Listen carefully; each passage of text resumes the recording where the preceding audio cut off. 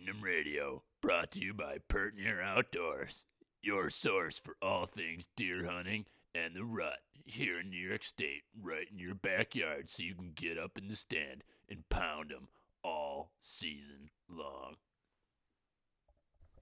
What's up, everybody? Billy coming at you. We are in week 4 of the Breedin' Radio segment, so if you are listening to this, we are heading into the weekend of November 9th, and hope to be another good weekend. So every weekend we're coming into, it seems like the hopes are high. And so this week we've got 4 different stories coming to you. All are kill stories. There's a lot of similarities in each one of them in their setups and as well as what they were seeing in activity. So we're going to have Todd Waldron on. Todd's got an Adirondack buck story for us. We've got Cosmo Genova. He's got a Finger Lakes state land story, which is pretty sweet. Some great detail from both Todd and from Cosmo. And then my Uncle Tim, so Tim Harvey, he shot a nice buck on our family farm in Lima, New York, so he'll be sharing that.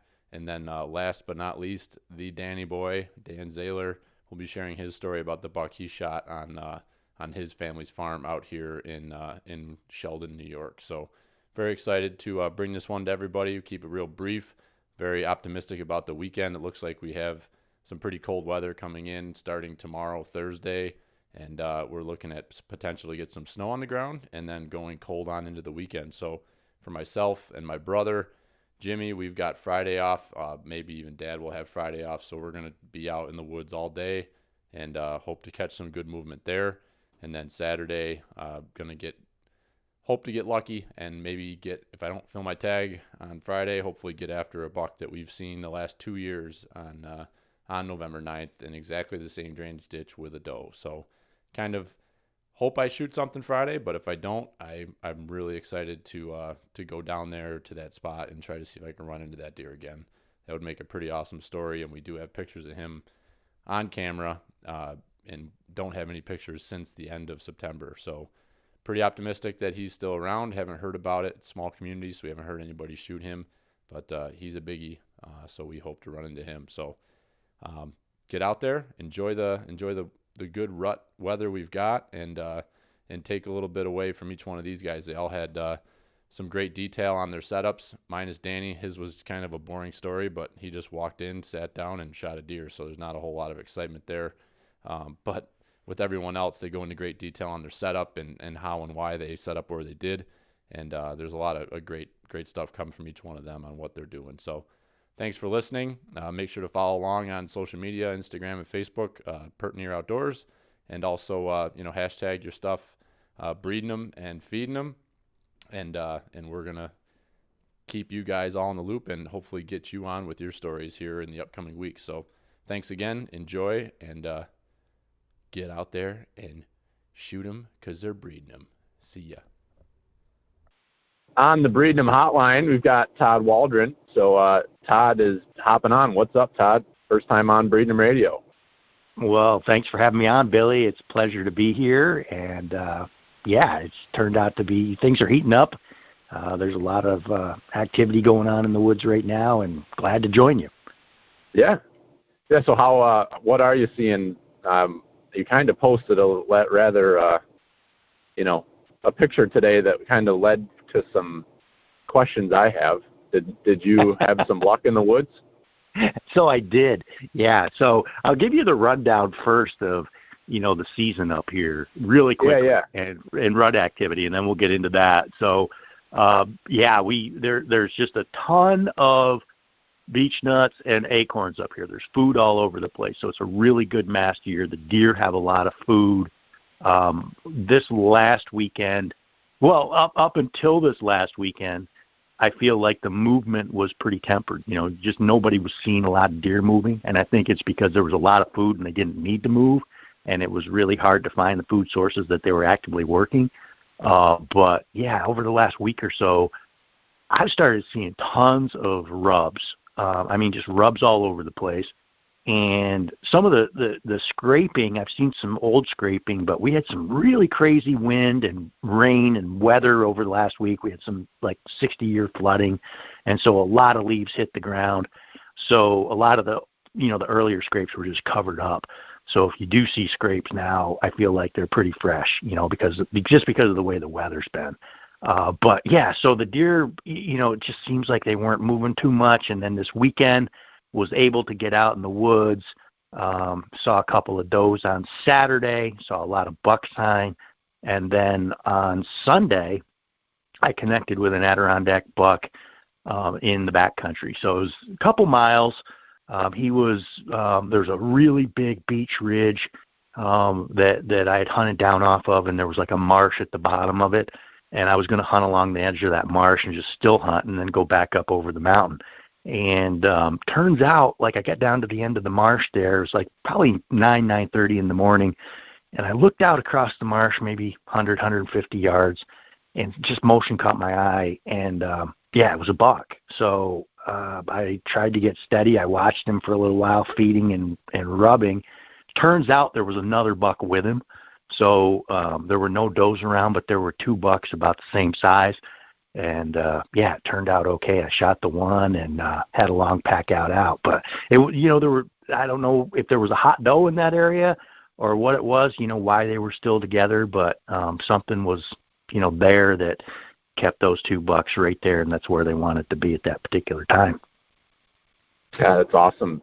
Good for you. I didn't know you were talking about, is that the area when we talked the last time on the podcast, you were talking about focusing in that certain area where there's a little bit of a funnel and you had that marsh there? Is that the same area you were talking about? Oh yeah, it's similar, but it's a different area. So the cool thing about this, Billy, is this was the first time I've hunted it, really. Like, I scouted it during muzzle loading, and I found some acorns, and I've never hunted this ground.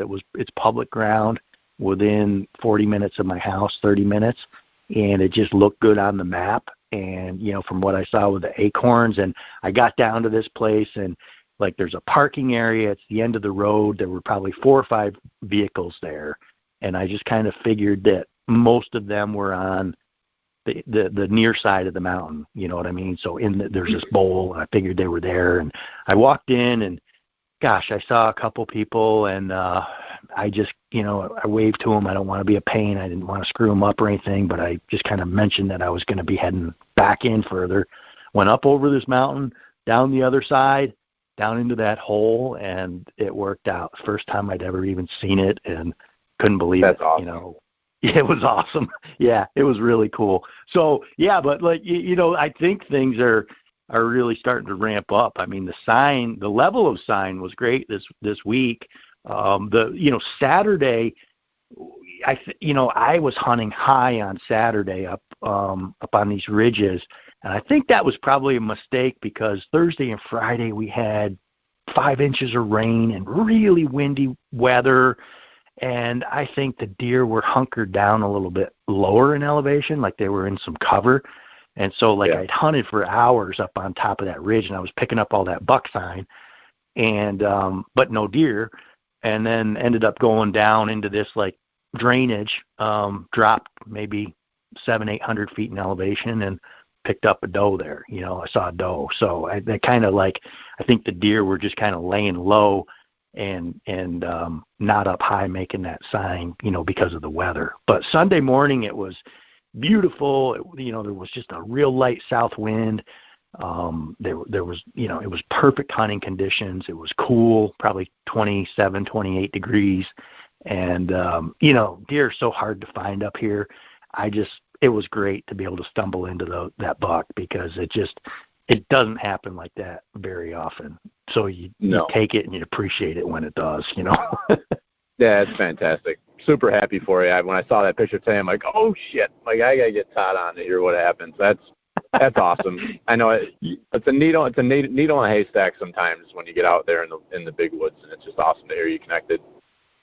It sure is. It just for any listeners out there, I probably hunted 20 hours ahead of that without seeing a deer. So the first weekend and any time I'd been in the woods, just wasn't picking up much deer movement.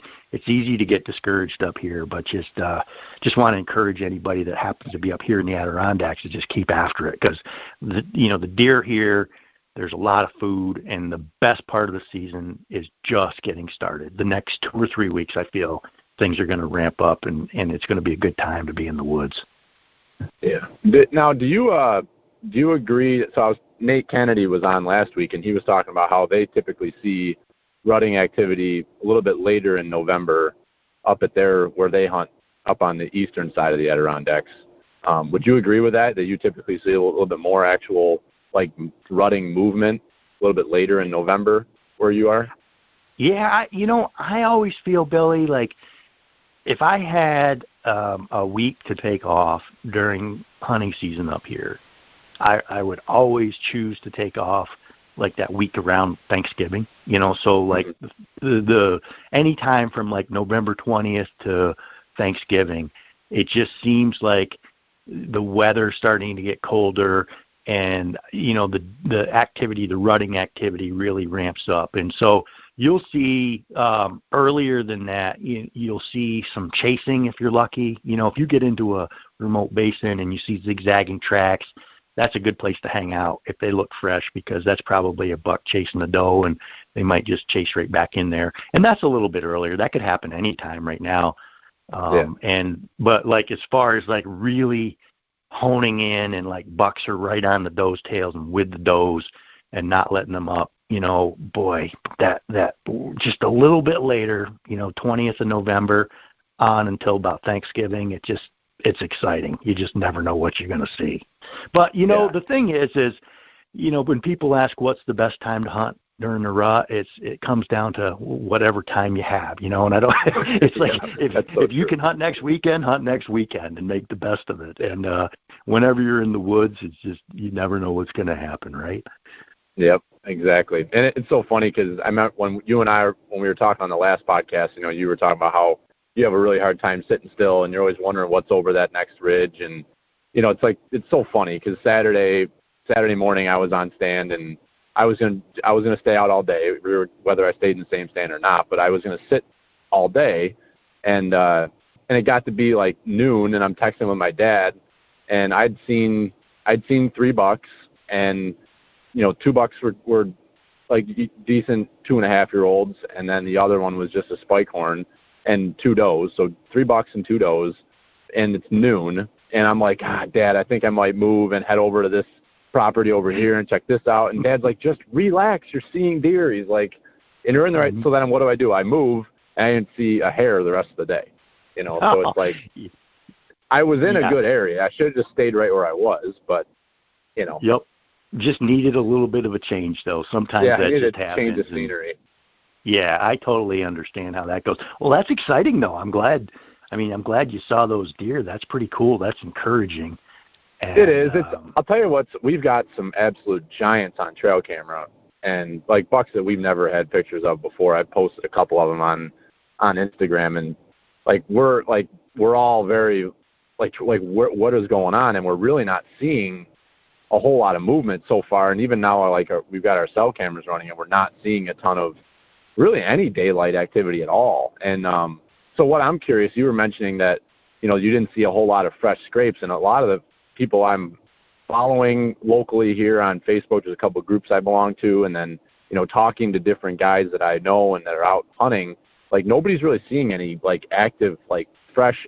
Usually you get a good rain this time of year, and you go back out there the next morning and every scrape has been freshened up, and we're just not seeing that. Are you seeing the same thing up there? Yeah, because I saw a lot of rubs, and I covered a lot of ground this weekend, and I say a lot of ground. I probably walked 10 miles or so.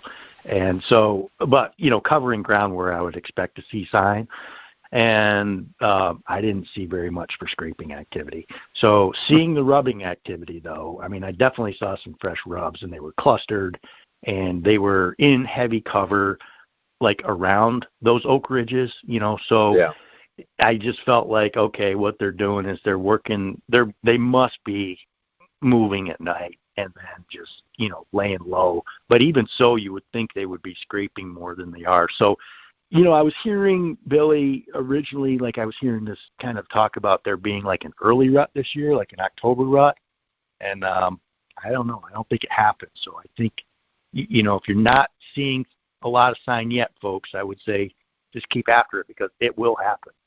So it might be clustered quick and everything, but sooner or later it's going to happen. Yeah, and I would agree that the rubbing activity is definitely escalated. Like there was a few areas on our property where there was just like you said, clusters of just trees were just worked, and it's whether it was the same deer or if it was multiple deer coming through the same area, but it's on the outskirts and on the edges of our doe bedding areas, quote unquote. So, like my dad and I were talking today, like how do we approach these areas with the sign we're seeing? They're not hitting scrapes. So like that great big buck, that the big 11-pointer we got pictures of, I've got pictures on my cell camera of him just walking through where it's just a travel corridor. There's not like a beaten down path or a scrape, or it's just a travel corridor. And I've got a picture of him there. And I got two pictures at two different times he came through in the middle of the night last week. And my brother's got a camera on our community scrape, and that's 150 yards away, and that buck has not shown himself on that scrape.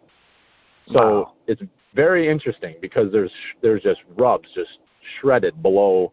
My brother and I, it's on the same level where there's benches on our hill, and our cameras are on the same exact level, and I'm in the brush, and his is in the food plot. On the edge of the food plot is the scrape, and then there's thick brush all along the bottom of it, and all those heavy buck rubs are right along the bottom and in that path that giant buck is traveling back and forth. And it's like, so are they not hitting scrapes and just scent checking and working the edges of all these bedding areas and just covering a ton of territory? Well, actually, you'll get a kick out of this. Brett from BHA that's on your board.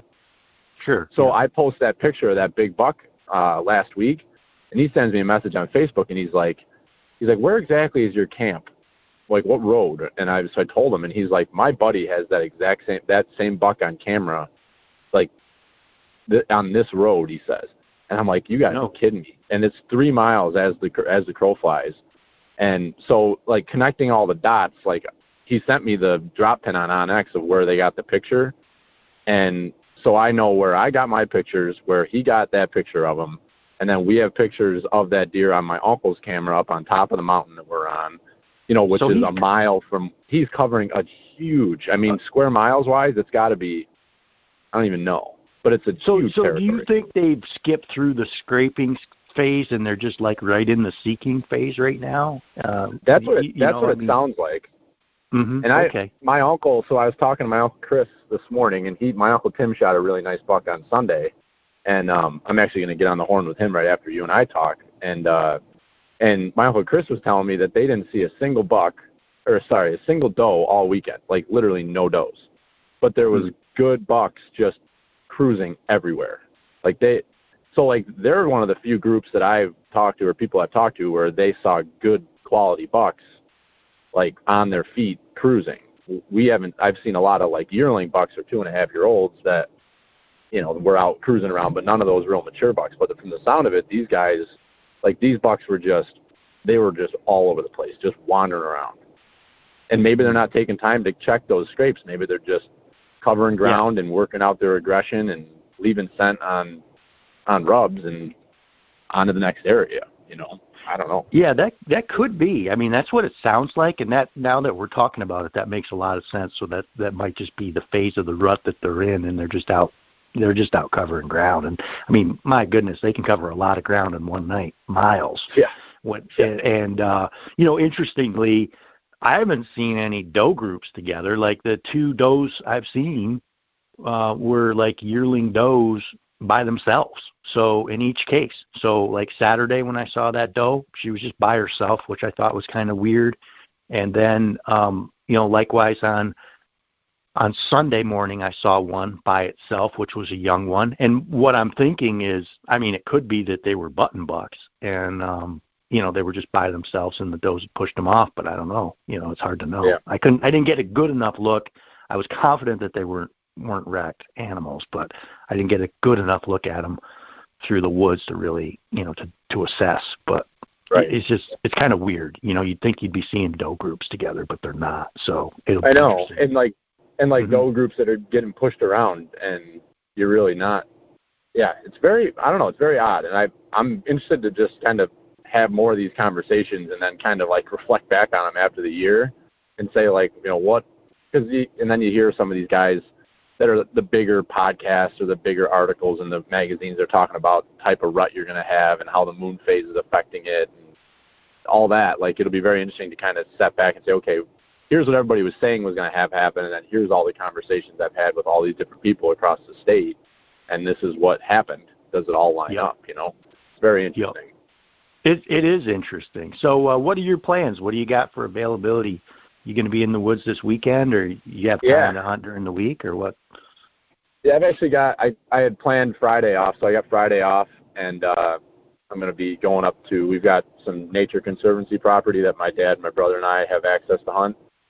So I haven't spent a whole lot of time there this year, but there doesn't get a lot of pressure during archery. So I'm pretty excited. My brother and I, we're supposed to get some measurable snow on Thursday. So I'm really excited to get up there. I think the game plan is going to be to just go in.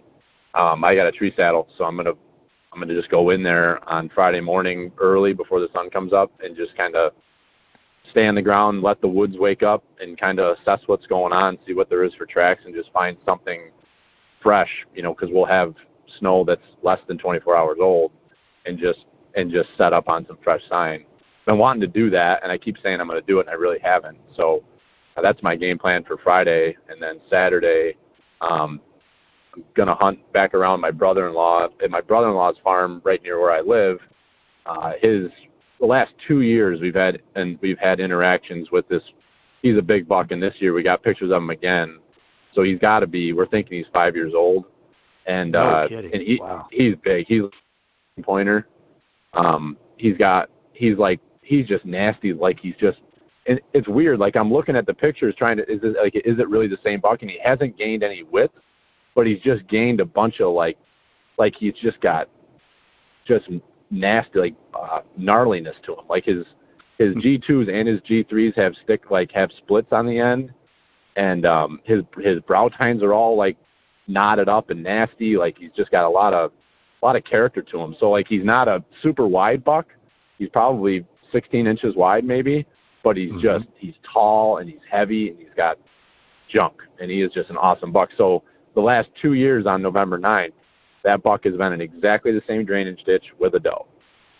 So I'm like, what the hell? It's my birthday. I'm going to stay close to home, and I'm going to see if I can, maybe history repeats itself. Like, 2 years in a row is pretty cool, and then if he does it again for a third year in a row, it'll be pretty sweet to at least get an interaction with him and hopefully maybe even a shot at him. So that's my plan for the weekend. Yeah, that's amazing. So happy birthday, by the way. And thank you. Good luck with that. I mean, he sounds like a great buck. So, we're supposed to get some weather here too, and I'm going to be out with, I think on the other podcast we were talking about the mentoring through Field to Fork that I've been doing. So my new hunter is going to be in the woods this weekend with me. So, I'll just be with him, and he'll have the rifle, and hopefully we'll be able to find some deer up here and have a good experience. So, we're supposed to get some snow up here too. I haven't seen any real heavy indication that it's going to be a lot of snow, but like even a few inches, is enough to give you a feel for what's going on if there's any fresh activity going. So always absolutely look for snow. Yeah. Yeah, so. And that what a perfect opportunity that is to take somebody out on their first hunt up there, especially. If you're going to get out with him a couple times, just to get him out and to show him the ways of using that snow, because it's such a huge piece of that hunting up there. So that's cool. It is pretty cool. I'm excited about it. So we'll keep in touch. And, good luck, and keep me posted on how you make out. I've been loving the pictures. You're posting pictures. Your community's getting some great bucks, and congratulations to everybody. And keep it up. Thank you, Todd. It was a pleasure talking to the Antelope Assassin. Yeah, sounds good, Billy. Enjoy. All right. And thanks for having me on, and we'll talk again soon. Sounds good. Thank you, and congratulations. Thanks a lot. Bye-bye. All right, see ya. All right, joining us on the line now is Cosmo Genova. He is a Central New Yorker in the Finger Lakes, and welcome to Breedinum Radio, Cosmo. Hey, man, thanks for having me. Yeah, pleasure. Pleasure is all ours. So first off, I just want to, you're pretty active on social media. You're putting out a lot of really great content. So you're, I reading in your profile, you and I've met at a BHA Pint Night, but reading in your profile, you're a contributor for Outdoor Life, and you're also a board member for BHA. Is that correct? Yeah, man. I do a lot of freelance video, photo, and writing, and I've been really lucky enough to work with some of the folks at Outdoor Life and Field and Stream and various other publications for hunting and fishing stuff. And then, as you said, I do serve on the state board for New York State for backcountry hunters and anglers. I do a lot of different things for them, but kind of in the same vein, I do a lot of the communication stuff. So, writing email, doing their social media, and that kind of stuff. Cool. That's awesome. So yeah, give your Instagram handle so folks can find you on there. It's just at Cosmo Genova, so CosmoGenova, and you'll find me there pretty easily. Cool. And I'll tag you in when we post this up. I'll put your information in there too, so people can find you. But definitely a really fun person to follow. You're doing a lot of cool things around the state, and a lot of really good content you're putting out. So I appreciate cool it, to get you on Thank you. here. Absolutely. So you enough of all that. You had some success this past weekend in the deer woods. So kind of give us a rundown. Where were you? Roughly. What was the scenario? What day it was? Weather? All that sort of stuff. Absolutely, man. Yeah. So let's see. I live in the Finger Lakes. I live right outside of Ithaca, New York. So I was hunting in that general area. Not to totally give everything away, but basically there's quite a lot of public land within a short driving distance of where I live. I bounce around between state land and private land and stuff like that, doing a lot of hunting. And on this particular day, it was November 4th. I've been previously kind of setting up and hunting a lot of private land on, like, my family has some land that I hunt a lot, and I've been trying different sets, and just with work and everything, just kind of not being able to delve in too deeply, and just kind of hunting the periphery and doing real easy sits at home and stuff. And I had a couple days off, and I was like, I gotta conquer my inner bitch and get out there and really start working for it. So that's I decided to do that, and I got out probably about 12:30 or so, and had been looking at maps and trying to decide what to do and where to go. And there was a pretty strong south wind that day. It was super gusty, and I had kind of been looking at the maps and Onyx maps and everything, and just kind of obsessing over where I should go. And finally, I was just like, picked a spot that looked really good, that I've driven by a million times, and I've hunted other areas near there, but I've never actually delved into that particular area. So I decided to give it a shot, and basically, it's kind of at the trailhead of the Finger Lakes Trail in a certain area, which provides a lot of access, but it also, has a lot of traffic. And I figured that, maybe just off of there might be a good, kind of overlooked spot that, there might hold some big deer because they're acclimated to people and they don't expect to be, hunted as much. Plus, hunters might figure that it's not a great place to go just because of the amount of foot traffic and stuff that it might get. So I was kind of looking at it and saying, maybe there's like a little pocket of overlooked spot. Basically, it's a big kind of pretty thick ridge, and then below it is kind of a real swampy area, and a lot of that swampy area you can actually see from the road. So I figured, that's a lot of people would just kind of drive by it and not even think about it. So I kind of came in from the north and walked up the trail there, and was just going in pretty deep, and then kind of took off of the trail, going from north to south, and just kind of started moving along. And as I was getting deeper, I found this really big, very active scrape on the ground. And I don't normally hunt over scrapes, but I thought that, this might be an area that deer might be moving through, and just kind of checking, seeing who else is in the area, just because I've been seeing a lot of rut activity, a lot of bucks running around. So, I figured that might be a good spot to check out. And I don't, like I said, I don't normally hunt over scrapes directly, but I figured I just want to be in this general area. So I found a good-looking tree, and I do mostly hang and hunt sits. So I have a lone wolf pack and lone wolf stand and some climbing sticks. So I climbed up in this tree that I thought looked good, kind of with my wind going from south to north, and I was hoping that it would kind of just go and just kind of hug the ridge above me with the thermals rising, and would kind of just be kind of taken, onto some of the steeper area where the deer might not be, and hopefully something would cruise into the bedding area or out of that bedding area where I was kind of set up on. And then, I wasn't up in the tree for more than 5 seconds, and I hear this deep guttural grunt, and I, get my crap together real quick, and I grunt back, and behind me comes this just absolute beast of a buck, probably at least 3 years old, probably 4 or 5, really good-looking deer, probably, I would say pushing 130s, really just stud of a buck, but he was just like 25 yards, and, because it was public land and I couldn't cut shooting lanes or anything, I just couldn't see, I couldn't get a clear shot at him. And he kind of just moseyed away, and I sat there, just kind of crapping myself for a few minutes and waiting, and go ahead. Do you think he heard you making noise getting up in the tree and maybe thought it was a deer? It's possible. I mean, he definitely kind of soft spooked. I think I kind of grunted at him and then snort wheezed at him to kind of get him to come in, and he came right in, but I just couldn't get a clear shot. And then he kind of moved up north of me, and I think kind of my strategy with the wind kind of, it didn't really work for me, because once he got above me, I think he might have kind of soft bumped off my wind. The funny thing is that he came directly from the south going north, so he was not heading into the wind at all. He was just coming out of there. So what I think was happening is that a lot of times bucks will bed with the wind coming over their backs. You know what I mean? They want to see in front of them, and then they want the wind to come over their backs so they can see what's going on or smell what's going on behind them.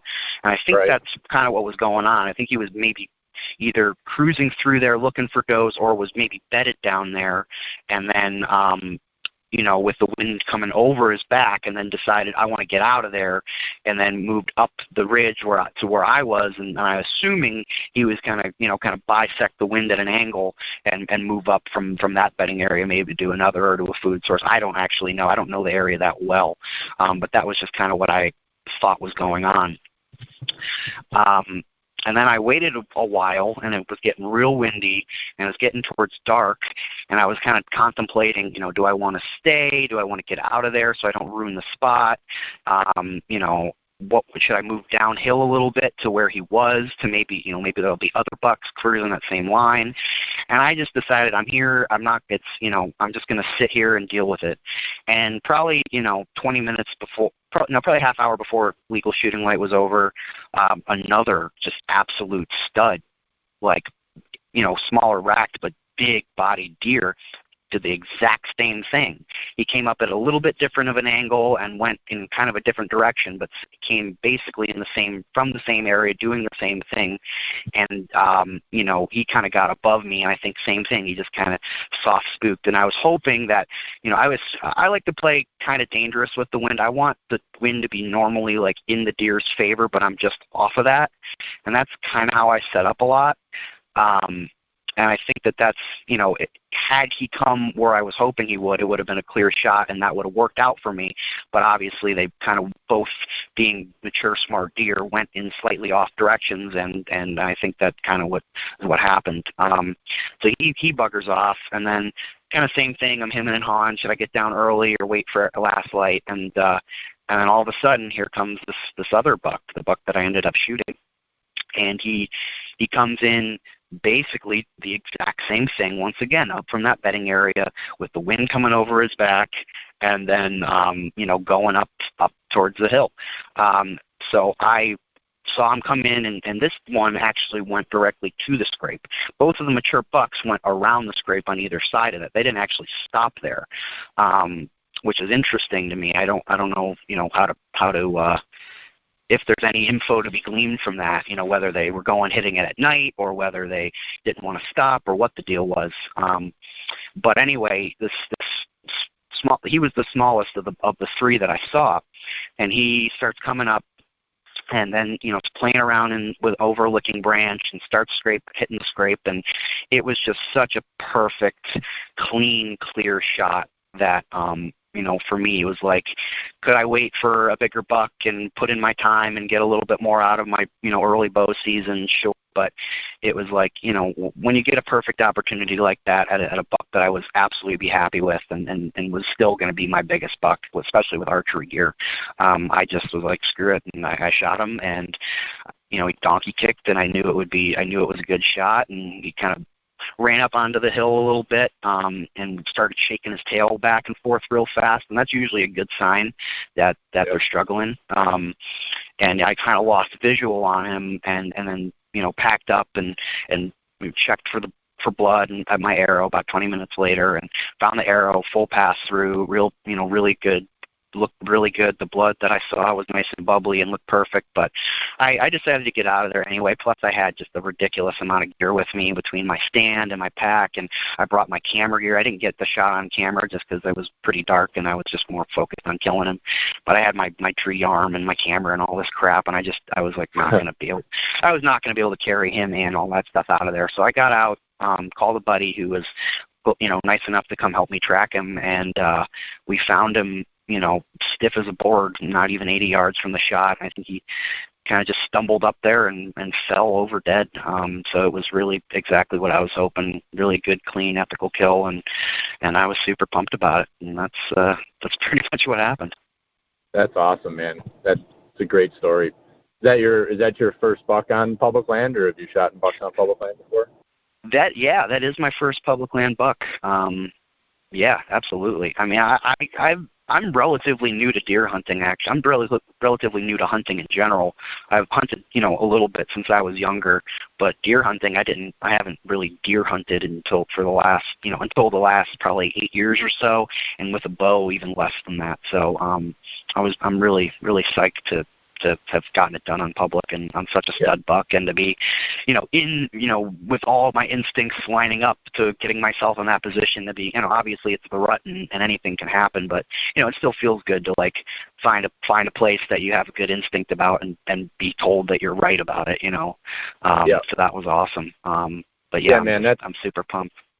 Yeah, very super happy for you. That's to go into an area like you just said, like it just validates like, wow, I looked at a map, I picked this spot, I went there, I found sign, and I followed my gut and set up on that sign.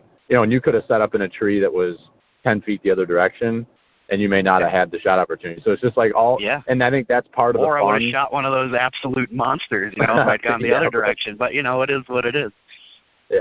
Well, you don't know, and that's the thing. Like, I think that's what I'm learning this year. I'm doing a lot of run and gun. I bought a tethered saddle, and I've been doing the same thing. I haven't sat the same stand twice all year, and I'm using that saddle just about every time I go out, and it's a riot. Like you're just trying new things, and for you to go out and within a minute of being in the tree, you already have a buck coming by, and then to have that sort of hunt, like that's pretty awesome. So super happy for you. Thanks, dude. I'm still really pumped about it, and it was just really interesting, I mean, the first monster buck came through at, 1 p.m., it's one of those things where once the rut acts, like it's so hard in early October and, other places where you can hunt in September, man, like trying to pattern deer and get in close to bedding and, if you're going to run and gun, like that's kind of what you have to do in a lot of ways. And like, once they really start moving around in the woods and being able to kind of hunt more geographically and on funnels and and stuff like that, and you just have such a better chance of seeing something and usually something good. So it's just, man, November is magic. Yep. So with the setup, what was like topography wise? You picked it out on a map, and I know you were talking about how it was kind of maybe an overlooked spot. But obviously you were in you picked out a spot and found yourself in a pretty damn good travel corridor that, had a good active scrape. So was it right outside of bedding? Was there like kind of a funnel there with the cover or with the terrain? Kind of, sort of. So like, I don't honestly know. I'm assuming there's bedding down there. I don't actually know, but because of the way the topography is, it's like basically, you're driving down a road, and on your right side or whatever side you're from, is just like this real big creek, and it's super swampy and really thick with like low brush and that kind of stuff. You can see quite a way in there, but there's certain kind of geographical features that might block certain areas. And I'm just assuming that kind of on the outside edge of a lot of that heavy thick stuff beyond the streams and the swampy areas is where deer were bedding. Whether it was a doe bedding area and the bucks were moving through there, or whether the bucks were actually bedding down there, I'm not sure. And I didn't really, I didn't want to go in too deep this time around, especially, finding a sign and having that deer come through so early. I didn't want to, bugger in there too badly. So, that's I don't know the area super well is what I'm basically trying to say, but I'm pretty sure that's what's going on. There's either doe bedding down in the lower kind of creek bottom, so to speak, in the thick stuff, or maybe there's some little points there where the bucks are bedding, and so I'm not sure exactly which it was, but then more or less it kind of transitions into a relatively steep kind of oak ridge, more or less, and it just kind of has little very small terraces, and it's pretty thick with the young growth in there. There's not a ton of brush or anything, but just a lot of small diameter trees and things like that. So it's got good cover, and kind of where I had tucked in was probably 3/4 or so of the way up that hill that I'm talking about, that comes off of that little swampy stream area, and it kind of transitions up into, I don't know if there were pines or cedars or something. I couldn't get quite a good look, but some thicker, heavier green trees at the top is kind of what it transitions into, and then I'm assuming it just turns back into hardwood or something like that. So that's it. There was some trails that looked like maybe it was at one point, farmland or something. I'm not sure, but that's kind of what it is a creek bottom, swampy area, and transitions up into kind of an oaky ridge, and there's acorns pretty much everywhere, and then that kind of goes over and crests the hill up into some cedars or something. That's awesome. And I'm getting into hunting some public land too, and there's a lot of really cool public land that's got some great terrain features and stuff like what you're talking about. Out my way on the western side of the Finger Lakes, there's a lot of public land, and there's a lot of that stuff to be found too. So everything you're saying, I got spots and ideas going through my head of some different ways to set up on some of these different areas that have a lot of the same features. So that's pretty cool. Yeah, I mean, I'd say, like, for me, not that I'm a crazy, super successful deer hunter, but I feel like every year I'm getting more and more encounters with bigger and better deer, and whether I, capitalize on that or not is another story, but at least I'm finding them.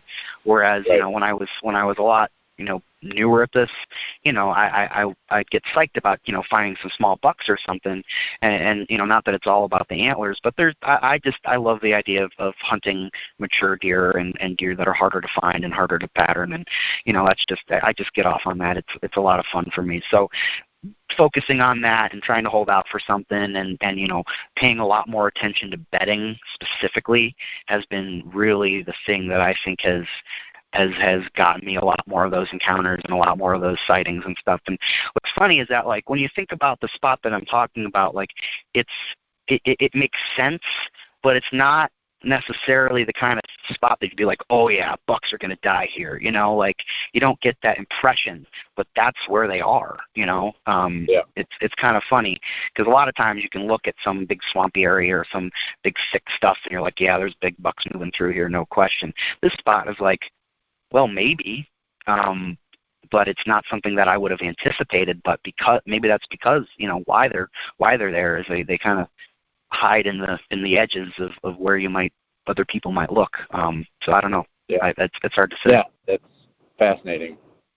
And that's been one of the fun things about talking. So you brought up something else, and the last thing I want to hit on with you is that scrape and how those the big mature bucks, how they approach that scrape, and they didn't go right to it. But I would have to. So I was actually on the phone with Todd Waldron yesterday, and I was talking to him about scrapes and was curious about what he's been seeing. And I was telling him we have a giant buck on trail camera. He's a big 11 I saw those point. pictures. Yeah, man. Yeah, so he's a stud. And interestingly, my brother and I both are running cell phone cameras, and they're on the same level of our property. All things considered, like this deer, you would think would be the biggest buck in the block, and that he would want to mark his territory on the community scrape, which my brother has his cell phone camera on. And he has not gotten a single picture of that deer on that scrape. We've got all kinds of other 2.5-year-olds, 3-year-olds, maybe even a 4-year-old, whatever. But a bunch of bucks are hitting that scrape. That buck is not, and then hearing what you said and what you witnessed, I'm trying to put the pieces together too, because we're trying to figure out how to get after this deer. And I think he's, like you just said, he's living in the fringes. He's just on the edges of things. He's maybe not in the thick stuff that you feel like is the super, this is where a giant buck is living, but he's also not out in the wide open on the edge of a food plot working a scrape. He's going to stay in the edges below that or above that to smell what's going on there. And then he's just, he's learned to stay out of that limelight, Absolutely. The thing that is the most interesting for me about that is I totally agree with you, and I think that's a lot of these bucks, they all have their own personalities and whatnot, but I think when you get to a certain type of maturity, it's the same in people. It's they don't have anything to prove. They don't have to show up to a scrape and tell everyone how big of a badass they are. They're going to go get their doe, and anyone who comes near them is going to get messed up. They don't. It's just they don't have to be constantly everywhere asserting their dominance. They know they're dominant. Maybe that's totally anthropomorphizing it, but I think that maybe there's something kind of to that. And it's so trying to think about how you find that deer. That buck is not going to be out running around stupid chasing does. I almost wonder if your best bet of finding that buck is going to be on foot and just poking around, trying to find where, there's just bucks wandering all over the place here right now. And you might find yourself getting into where that deer is with a doe. Yeah, there's probably some little, and he might move around, but it's going to be 3 days of the season. You might catch him, slipping, and it's probably going to be in some little pocket of private land where someone doesn't hunt, or, they only hunt 1 or 2 stands and the rest of it is, fair game, that's where these bucks really thrive. And I guess what was really interesting to me was the fact that neither of those really big mature bucks came downwind. They both were moving basically upwind out of the bedding. And to me, that's because it's funny, in a lot of ways, one of the whole reasons I picked that spot was because I expected them to be going the opposite direction. I thought they'd be coming with their nose in the wind down past me into what I thought was bedding area by looking at the map. But it was the opposite. They were coming directly up. Eventually they hit downwind where they wanted to be, but coming out of there, they didn't really care. Yeah. It was you almost need to get back in there to learn more about that, what is going on down there, to really bring that whole picture together. I mean, I think your inkling of that deer, maybe that they were bedded there with the wind at their back, but then to have 2 bucks do the same thing, it's I wonder if there's maybe a stream there, or there's feature that they have to work around, or that's easiest for them to work around, that maybe it forces them that way. Yeah, funneling. It'd be super interesting to hear what you find there, because I'll bet you could go down there and maybe there's more to the story, and we kind of bring it all together. Oh yeah, I'm definitely going to go back there during gun season. I think I probably won't set up exactly there, but I'll probably set up, kind of on the opposite side of that, area, hoping, that maybe some gun hunters from the surrounding areas would push those deer back, back into something deeper. I think that might be what I try. I'll probably leave the area alone for until the next 2 or 3 weeks, and then go back in there real early in gun season before they get buggered up too bad. Yeah, sounds awesome, man. Well, I appreciate your time, Cosmo, and congratulations again. And now that you've been on the podcast, I force you to listen to the podcast. No, that's awesome, man. I've been meaning to. You're definitely on the rotation. Just haven't gotten to it yet. But that's great. I really appreciate it, and I think that it's awesome what you guys are doing with, bringing some props to New York hunting, because man, we've got so much opportunity. It's amazing. Yeah, we do. I appreciate that. We're having fun with it. So, thanks, buddy, and I'm sure we'll be seeing you around this winter at some BHA stuff. So, yeah, dude, absolutely. Yeah, good luck, guys. Take it easy. Yeah, you too. See ya. Bye.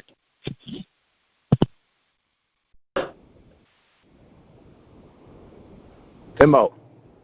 Hey, what's going on? Not much. Welcome to Breedinum Radio. Oh, we're live, are we? Technically not live, but Not live, but this is you are being recorded for quality assurance purposes. okay. I'll try to keep the swearing down to a minimum. Oh, you can say whatever you want. This is because of my brother, this is an explicit show. Yeah, I hear that. Okay. Well, cool. Yeah. So what's going on today? What do we want to talk about? I want to know what happened. I want to understand. You shot a beautiful buck on Sunday, and sounds like you had a pretty wild weekend out in the Lima woods. So yeah, give me the rundown. What happened? It was really a gorgeous weekend, and just on the bucks, a lot of activity, better than I've had in a while. And part of it is Brother Chris and I talked about being aggressive and moving stands around and get out of the rut that you get in sometimes, hunting the same spots because they were good in the past. And so I put up 3 new stands, in our same basic area, but hunting spots differently. And they've been very productive. And,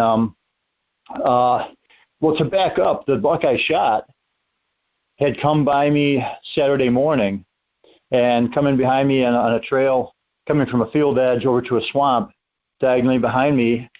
And I got up to draw down on him and get a shot at him. And he was going through a small window of opportunity. After he took another couple steps, I'd have no shot. So I did a little, did my best at doing a doe bleat to stop him. And it was probably 28-yard shot probably. And he stopped. I got on and shot, and I have the lighted up knock, and it looked perfect.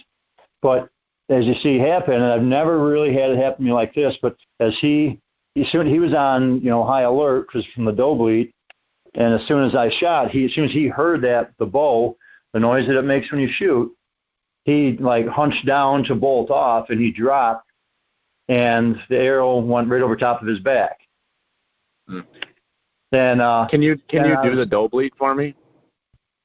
That's pretty awesome, huh? That was horrible. I'd be freaking out too if I heard that. Well, yeah. It was my, You got to put some estrus in it, What's that? I was going to just try to, I won't say I tried to sound like a fox, but so he drops, and I see it, and it just looked like the arrow was an inch or 2 over his back, and he took off. He went 20 yards or 20 feet, whatever, and he stopped and walked off. I'm like, okay, he's not too skittish. He just walked away, didn't know what it was. But I remember walking away going, damn, that was pretty cool. I mean, I missed him, but I was like, well played. His natural reaction was a drop and bolt, to load up his legs, and launch. And it saved him getting hit. So I'm in the stand a little bit longer, and still this is Saturday morning. And I had a button buck come in the same trail a while later. It was actually a little bit later, maybe an hour or so later. It's probably 10 o'clock, a little after now. And I'm watching him. And I'm texting Brother Chris, and we'll maybe stay up till 10:30 or so, see how it looks. And all of a sudden I happen to look to my right and come through the woods. He's 18 yards in closing, is a real nice 8-point, bigger than the one I just missed. And he's coming down, he's walking on top of an old beaver dam, which is 15 yards beside me. He is walking along, and I'm trying to get my release on, and he's coming down, and it kind of makes a 90, so then he turns, and he's going to be broadside to me at around 20 yards. And he stopped at one spot where there's a little water runs through that dam, and he, nose down, took a drink, doing something, and I drew down onto the chute. He took another few steps, and again, he was in a window. It was going to be the last shot opportunity to him, and I said, well, I'm not going to try to stop him like I did the last one. It didn't work too well. And I had to hunker down, squat down to shoot under some branches, and I shoot, and basically I shoot over top of him. And he lights out of there like his ass is on fire, almost like they would like if you hit him. But I saw the arrow go over top of him and go in the water on the other side of him. And I think that was some of me. I was not anchored properly. I didn't have the peep aligned. I'm not quite sure what, but he didn't drop that much, so it was me. It was my fault. So that night I'm bumming about it, but I'm thinking, you know what? I'm in a good spot. I'm seeing good bucks, so hey, I'm having fun with it. I'm actually having a fun year. I'm having a lot of good hunts and deer around me. So that night, Chris and I said, we got to hit the woods hard in the morning. We shouldn't stay up too late and everything. Get up early and go hunt. So what we did, we ended up watching the UFC fight, and we stayed up till 1:30 in the morning. And like good responsible people, and I came home and set the clocks back to 12:30, and then the alarm for, I don't remember, 5 or something. But I got up and went out early, and I went to a different stand. I said, let's just go to another stand, give that a break for a day or two or whatever. And I get up in the stand, and here comes the buck I missed the morning before. And he's walking down the end of a hedgerow in a goldenrod field on a mowed path. And he's kind of quartering to me. I figured he's going to walk by me on the trail like 15 yards away, 15 to 20 yards. Yeah, it's more like 20 yards. So I'm getting up, and I start drawing back, and then he turns, but there's another trail the deer started using a little closer to me, believe it or not. And so he turns, he starts walking straight to me. So now he's, 20, 18, he's 15 yards. And I'm like, damn, he's going to get by me. My best shot's going to be he keeps walking right beside me to like a 5-yard shot when I'm in, he's in the brush. And I'm like, that's a tough shot. And I'm like, well, I can do that. That stuff coming real high. So as he's coming in, just before he gets in the brush, he's around 15 yards out, looking basically straight at me. His ass is a little bit to the right. If you can picture it like your body was a clock, he's straight at me. His body's like at 1 o'clock a little bit. He looks up at me and he locks on. And I've already been at full draw. And we got it doing a stare down. And I'm like, damn. Yeah, and I'm like, this isn't going to end well. He's either going to split or I got to let off here. I don't think he's just going to dismiss me and walk by. So I basically said, I've been shooting good. I'm feeling aggressive. I'm confident, despite the fact I missed two bucks the day before. I kind of said, screw this. I said, I put the pin right between his neck and his shoulder, up a little bit high there in the crease, and I shot. And I said, I can make this shot. And I shot right into the top of between the shoulder blade and his neck, right down the vitals. And he turned and bolted, went by me, broadside back along the field, in front of me from my right to my left.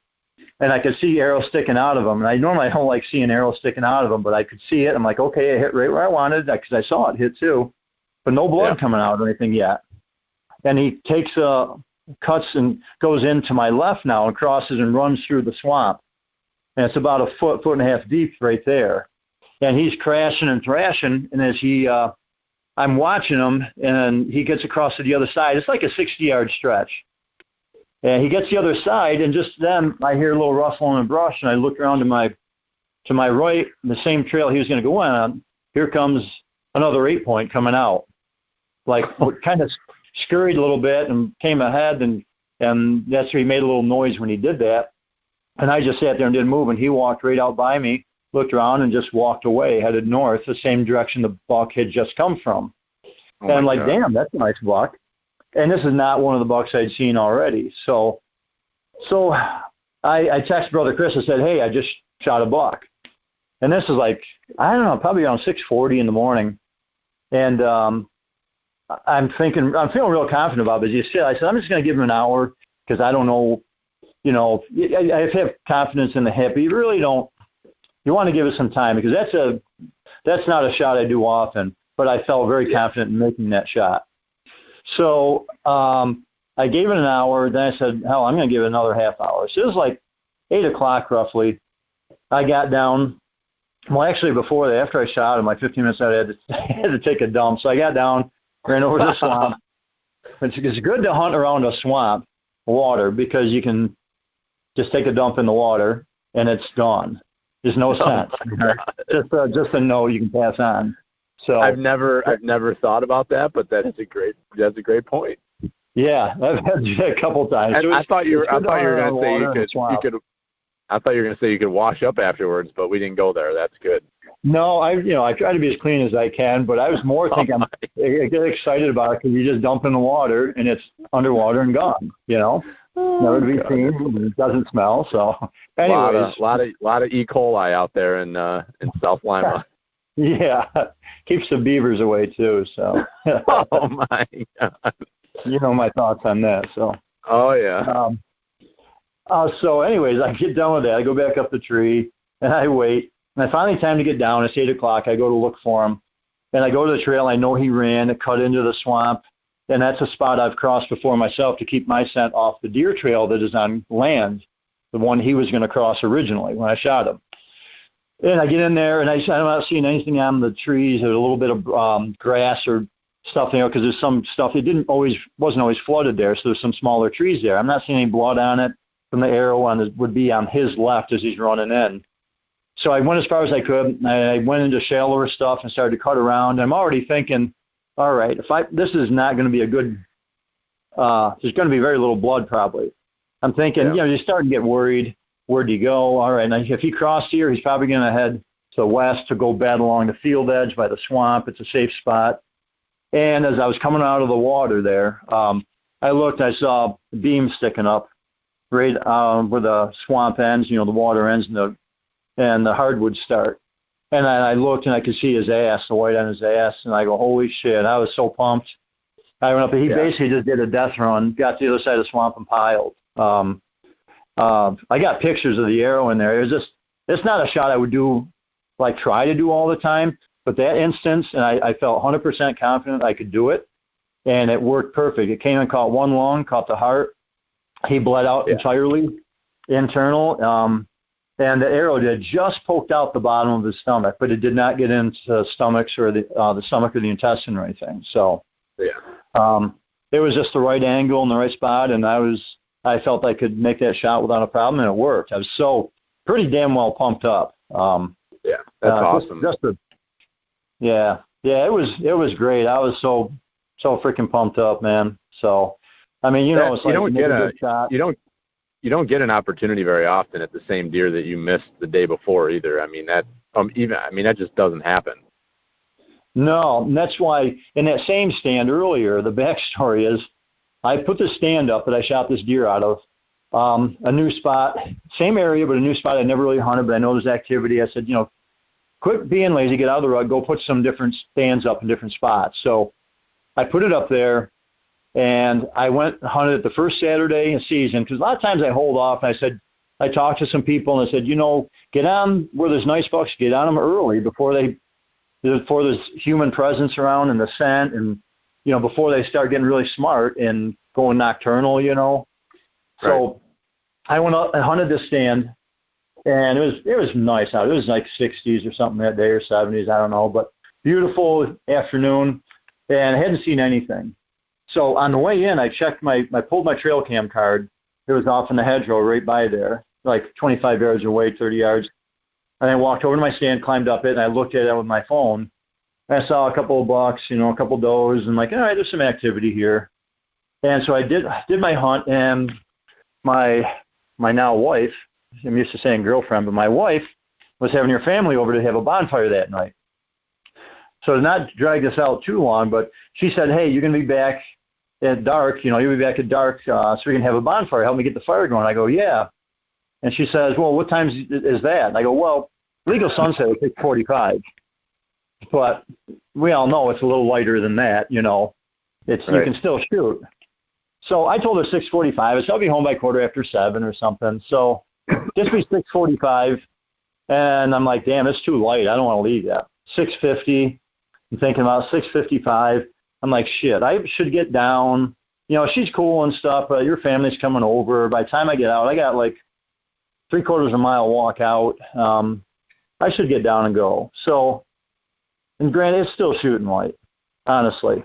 And this is something I never, ever do, ever. Don't ever do this. So I put my pack on, just lower my bow down with a string after I put the quiver on, the arrow away, and I look over my shoulder, and there in the goldenrod field, in the mowed path coming out to an opening 45 yards away is a gorgeous 10-point, just standing there.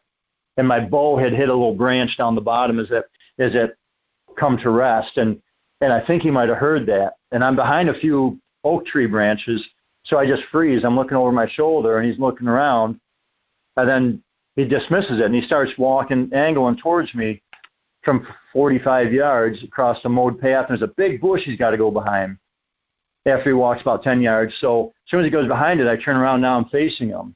I got my pack on, and my bow is tied to the string at the bottom of the stand, by the ground. Let me clarify that. And he's walking, and he's just gaining distance, closing the distance on me. And Christ, it was really cool because I'm trying to make the best of a bad situation. It's cool because I just got to sit there and watch him. And he walked up, and he got 20 yards from my stand. He's like 25 yards from me, and he's 20 yards from the trail cam. He locked onto that trail cam like I couldn't believe it. He just stared at it, knew that was not normal, knew it should not be there. And he just looked at it, and the camera was off, so it didn't make a noise. And it obviously wasn't flashing. It wouldn't anyways because it's still light enough to even do an infrared flash, But he just stared at it. And I'm like, son of a bitch. I go, look at that. And then meanwhile, he's like 25 yards from me broadside looking at the camera, and I got no bow. It should be a fairly easy shot. Sometimes you miss. I've proven that. But and then so he walked a little bit closer to the camera and put his head down and started sniffing. And I think it looked like he smelled my tracks from my my lacrosse boots I wear. And he smelled them and started coming my way. Then he stopped and looked around. Didn't get alerted, but he knew something was like, somebody's been through here. And he stopped and itched his head with his hind leg and just looked around. I'm like, it was killing me, but I just took it in as like, it's a cool experience. Then he walked up right towards me the same way that the buck I shot did, and come in and turn down the trail and walk by me like, I don't know, 5 yards, 7 yards, something like that, went broadside to me and disappeared in the woods. But he was just taking his time walking along, but he was not on alert. He had no idea I was there in the tree. And I was just, oh my God, when I got back that night, well, to finish the story up, he was walking so quietly, I wanted to make sure he was way away from me before I got down. Right. So by the time I got down and everything, I was late as shit anyways getting home. It was like almost 8 o'clock. And I'm like, fuck, I might as well have stayed in the stand, had my bow with me, and shot the deer, and then be late. But now I just come back, and everybody was basically not a hunter or outdoorsman. I was looking for somebody to tell my story to. And finally I said, well, after I had a couple of beers, I'm like, I'm going to Brother Chris's house. I got to tell him the shit that just happened. I had a freaking 10-point walk by, and then I'm going, how many opportunities am I going to get? So honestly, so you've had a pile of them this year then. Yeah, with the buck I finally shot was my 4th opportunity, and I got him. And then that other 8-point walked out by me after I shot, and it's just been a fantastic year. We haven't taken many bucks out there. I haven't taken a buck off that property in a couple of years, or a doe. I was trying to hold off on does out there for now to get the numbers up a little bit. Chris hasn't taken a buck out there, I don't think, in a year or two, and I don't know what it is. It's just there's a bunch of, more mature bucks out there. I've seen one or two, a year and a half old, spike, 3-point, scrap, nothing deer. Then all the rest have been really nice, impressive deer. So it's been really fun. It's been a fun year of hunting. And my shooting's on, put up new stands. So it's just, I don't know, good karma. I don't know. Yeah. I had a bad year last year, but sometimes you got to get out of the rut and do something different. Like, let me go hunt a spot that, don't get stuck hunting the spots that, okay, this was a good spot, a year or two ago. I should see deer out of this. Just say, you know what, I haven't seen deer really. I'm not seeing what I think I should. Get creative. Go put stands up other spots and try them out. So yeah, it's there's a lot to be said for that. Don't if there's nothing wrong with trying something new, and I think hunters inherently, this is the spot we've hunted, this is the stand we've shot this many bucks out of it over the years. We got to keep hunting it, and it's like sometimes you just keep going back to the well expecting for the same thing over and over again, and the deer figure you out too. That's just it. I've really tried, changing it. I've heard over the past, it's not new, but really incorporate it. Take different paths in and out all the time. That's how I was starting to walk through the swamp to my stands and come back out that way. I did that Saturday night, cross that swamp, and I found out that the rain had raised the level of the swamp, and I got water in my boots, and that's the price you pay. I got the other side, had to dump my boots out and did a hunt with wet socks, but, you're not in there for, 12 hours or anything. So, right. But, it's just trying to be creative, mix up the way you come in and out all the time. Think out, it's not that that's far outside of the box, but get out of your rut, change your groove a little bit if you're not seeing what you want to see. Try something different. And I've been guilty of that on and off over the years. I think we all are sometimes, but maybe not everybody, but I know I can be, Oh yeah. Our whole family can be that way, and it's funny. I'm sitting here loving your story about telling Rachel you'll be home for a bonfire at 7:15 when you know damn well. But it must be a Harvey. It's like a fault in our genes or something where we promise something that is absolutely impossible to make happen, and we're just doomed to fail every time. And it cost me. And it wasn't this. God love her. She's a sweetheart, and I love her. And it wasn't her. She didn't piss a bitch or anything. But I was trying to, commit to something that I shouldn't have committed to, and I should have just said no. I won't be home till 8:15. Yeah, and I told her after, I said, from now on, I said, don't expect me till long after dark. I love you, but, that's the way it is. But she was cool. It was my own choice to get down, and it literally cost me a pretty good chance, definitely a shot, but a pretty good chance at a hell of a buck, But, I got a heck of a, the other buck, the 10-point was a little bit better, but the one I got that's a nice buck. It's 18-inch spread. The tines aren't super long, but just the story behind it. I missed him the day before, and the shot, I got aggressive and did a shot that I felt I could do, and I did do, and I know other people have done it, and it worked freaking fantastic, man. I'll tell you. Awesome. Now, a couple real quick questions for you, then I got to wrap it up. Did you guys see much for actual chasing, or were those bucks all just wandering around? They were wandering. When the buck I missed, when I ended up getting, I should say, because I missed two of them, he was just kind of working through, feeding, seemed casual. And then that real big, nice 8-point that I missed, walked on the beaver dam, he was like on a mission, And this was like a little after 10, He seemed like he was on a mission. I think he was like going somewhere, He wasn't spooked, but he seemed like he had a job to do. He needed to do some breeding. Yeah, breeding them. He's got to be. He's got to. The only definite action I've seen to answer your question is Saturday evening, the other side of the swamp I hunted, and I had a spike grunting, chasing a doe around. Yeah.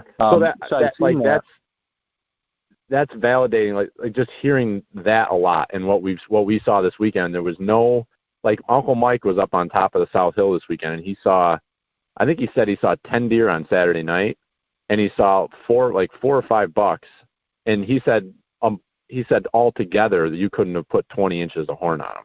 He said it was 4 of the smallest bucks he's ever seen in his life. But we're not seeing mature bucks, at least where we all are. We're not in it. But like you guys saw mature bucks, but none of them were on does.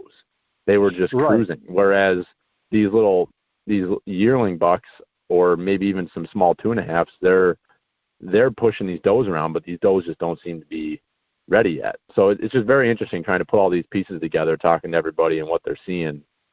The big boys aren't really active on. Maybe there's some big bucks that are just locked right down on a hot doe already, but doesn't seem to be much of that going on yet. No, I don't think so either. I think the young bucks, they get that first scent, and they're like, oh, it's time, and they don't realize, it gets better. It's not quite time yet. And the big bucks, like, they know that it's not quite time yet. It's getting close, but I've seen some deer like Saturday morning when I left my driveway. I pulled out my headlights, shined across the field. Then there was 2 bucks standing out there with a doe, but they weren't. One was just a small scrapper buck. The other one was just like a medium buck, nothing big other than a doe standing there feeding. So it's like it's getting close, but definitely the big bucks, if a spike is chasing a doe, then it ain't time yet, because all those big bucks we've seen, one of those would be on her, Right. Exactly.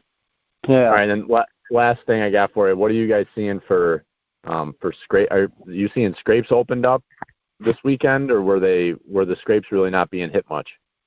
Yeah, we've seen actually several open up, and not big primary scrapes, but a lot of maybe young bucks doing them. But we're seeing a bunch of scrapes open up. We've had some of them. We saw more open up over the course of the weekend. So yeah. They're opening up in all these random spots. We've seen several, yeah. Yep. All right. Well, it sounds like this weekend should be a continuing on of some of this movement, and hopefully some good activity. And you're one less threat in the woods. So yeah. I might go out and look for a healthy doe, big fat doe, fat Edna. Fat Edna. So, you could, like Jimmy's out there trying to ruin all of our ruts. He's out there trying to shoot every hot doe he sees. Yeah, right. I know. I just love archery hunting. It's so rewarding. Getting a good shot on a deer, whether it be a doe or a buck or whatever it is. There's nothing more rewarding, than doing your job right with your equipment and your practice, and it all comes together in your focus and your concentration. It's just, it puts you on a high. It's just incredible. I love it. It's addicting, It is. We're all full on addicted. Yeah. Yep. So, yep. Well, congratulations. I appreciate you jumping on here. It was a great first appearance from the one and only Uncle Tim. So thank you. Well, thanks, Billy. Appreciate it. Thanks for having me on. I'll talk to you soon. All right. Sounds good. All right. See you. Bye. See you. Danny boy. Slick Willie. What's up, sweet Danny boy? Just getting ready to cut some fresh Genesee Red Rockets in the truck. Ready to go. Pretty excited about that. Is that right? Welcome to Breedinum Radio, Danny boy. Feels good, to be honest. Feels real good. Yeah. All right, so let's hear the story of the great white hunter. You must have put a ton of time into this whole operation. Lay it on us. Is that what's going around town now? The great white hunter. That's what everybody's saying. That you just come into the woods and just lay the hammer. But you tell us, how did it all happen? Well, I had some stuff going on Saturday morning. I hadn't had a chance to shoot my new bolts on a crossbow, so I finally got going around 11.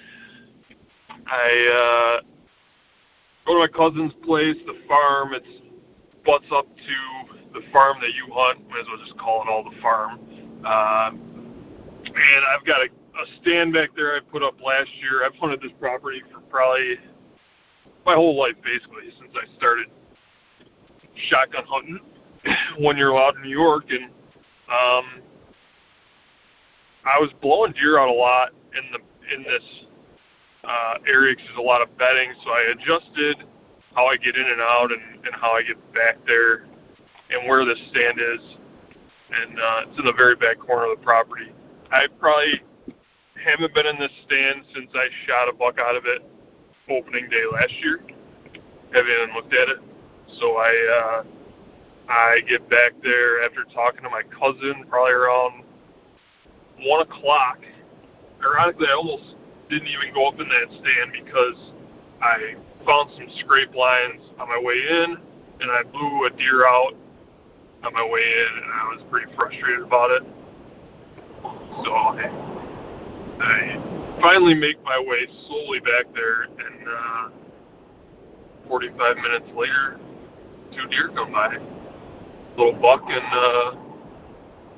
a nice 9 point that I got, and just mulling around through the woods. The big guy was following this little basket 4 point, and I don't know, that's a lot of luck. I'll put it at a lot of luck. I was in the stand for 45 minutes, and it came to 12 yards. The wind was kind of out of the southwest, kind of the prevailing wind, and they came kind of following the wind a little bit. It came from the north to the south, and put a good shot on it in the meat locker. That's it? Yeah, I don't know. There's kind of a lot there. I don't know what else you want to hear. I was thinking about it today. And like the things that go through your head, like I get buck fever like no other. And for some reason, when this deer was coming in, it was at about 40 yards. When I first saw horns, I said, okay, shoot her. And I knew I was going to get a shot at maybe 20 to 25, but he was going to be kind of coming quartering to me. And like, I always think about, somebody told me one time, don't look for the best shot. Take your first good shot that you're comfortable with. And that went through my head like, okay, I should take this shot at 20, but the doe or the buck in front of it came right into, they both came into 12 yards. The first buck came through kind of in front of me to my left. I've got pretty good cover in this stand, and this guy kind of came through. I kind of knew he was going to keep coming into a shooting lane either to my left or my right. So I was just patient with it, and I was glad I was. And then I was kind of thinking about shot placement. I think we had a conversation last year just about arrow placement when you're high in a stand, where you need to shoot on that deer. And I was kind of glad we had that conversation because I was thinking high shoulder, and that ended up being a perfect shot because it was dead. Maybe a little risky. I'm interested to see tonight where that broadhead ended up in the shoulder, because I'm not sure how much vitals it actually caught, but blew through high right shoulder and stuck in low left shoulder is what I'm gathering. That arrow broke apart into 3 pieces, and he took off like a bat out of hell, which is usually a good sign. And then I heard a crash in the brush, and that was it. We tracked it. I was still a little nervous. I know it's not over till it's over, so I was tracking the blood and whatnot. And man, he died in this area of just battered up little, like, brushy undergrowth. I mean, like 10 of these little saplings had to be, maybe more than 10, just destroyed. So I don't know if he was living in there or if there's more. Like I was saying, I think I blew one out on my way in. If there's still more back there or what, but pretty cool. Got him out of there with my dad Saturday afternoon, and we were back at the shop having some beers by like 4 in the afternoon. It's pretty good 45-minute hunt. Lucky as hell, but good, awesome. Hey, that's part of the game, man. And so for everyone who's been following along and listening to these Breedinum radio segments, that the buck that Danny shot, the stand that Danny was in was probably a couple hundred yards from the stand that Brian was hunting in that day as well. And Brian, the buck that on the first week of Breedinum radio, Brian came on and he told a story about a buck that he missed. The deer kind of wheeled on him when he let the arrow go, and it hit the hind quarter, but hit it as it was spinning. So the buck that Danny shot is the one that Brian actually nicked with his broadhead when he shot at him back in would have been the middle of October. So pretty cool that you were able to do that. And I think the last time that you sat that stand, Brian was also sitting in that stand that he was in on Saturday. So you two should continue to hunt those two stands together. I think it's good luck. Yeah, I'm at a point now where I'm kind of like, okay, do I enjoyed what happened Saturday, and I like hunting that stand during gun. I'm kind of getting the itch for adventure now, so I don't know what I'm gonna do the rest of the season. But I'm kind of excited to get out and maybe try some different areas and get a little adventure in me after everything that's kind of been going on the last couple months. But by talking too low, I caught your podcast. gotta really watch what I say on here. You need to carry your voice. Just keep it going consistently, because you were doing that the whole time we've been talking here. You kind of tail off. So you got to keep it strong, Danny. You got big pipes on you. Let them bark, Yeah, I mean, I'm generally just glad that you let me back on the podcast after my subpar performance the other day. So I thought it was great. Listening. Yeah. Hopefully we didn't lose too many listeners. The numbers are showing that the listenership is growing. So maybe people like your tone changes. I don't know. So just be you, man. Just let it happen. I'm trying. I really am. Yeah. Ever since the Hunters Creek Outdoors boys gave us a share on their page, we've had a nice spike in listeners. So it's all good. Yep. And those guys are awesome. So that's. I think it's just really cool to have a growing hunting community where people want to share just good dudes sharing outdoors, getting meat on the table, and having fun with it. And I'm tailing off again. It's just going to happen. It's going to be a hard habit. All right. So in closing, congratulations to you, and also you are the holder of the koozies. So we do have probably less than 100 koozies as we speak right now, but we're trying to figure out a way to. We're going to post up on social media.